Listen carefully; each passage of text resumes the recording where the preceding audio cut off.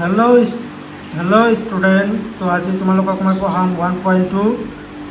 তাৰপিছত 1.2 কুৱেশ্যন এটা দিয়া আছে যে ওপৰতো ফাৰ্ষ্টতো প্ৰতিটো সংখ্যাকে ইয়াৰ মৌলিক উৎপাদকবোৰৰ গুণফল হিচাপে প্ৰকাশ কৰা।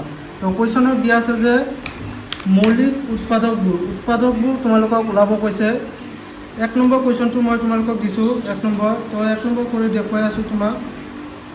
তো 1 নম্বৰটো এনেকুৱা কৰিব লাগিব। ইয়াত 0 আছে যদি তোমালোকে 2ৰে হৰণ কৰি চাবা। তো 2ৰে হৰণ কৰিলে 2 7 গুণ 14। তো 7 ইয়াত 0 আছে 0 থাকিব। তো আকৌ 2ৰে চাবা 0 আছে কাৰণ। তো ইয়াত যাব 35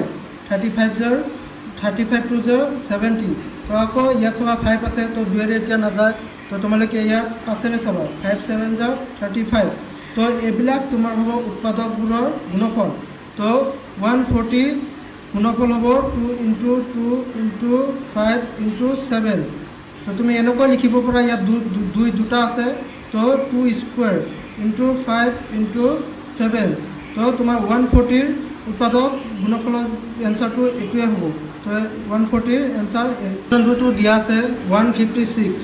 তো এনেকৈ ছেম এনেকৈ ওলাব লাগিব 156।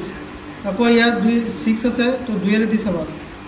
তো 7 তাৰপিছত আহিব ইয়াত 1 আছে বাকী থাকিলে ইয়াত গৈছে 8 78।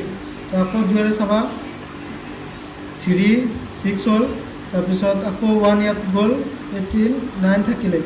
আকৌ ইয়াত 2ৰে নাযায় ইয়াত 3 চাবা 3 13 39। তো ইমানে যায় আৰুতো নাযায়। তো ইয়াত 156 2 × 2 × 3 × 13।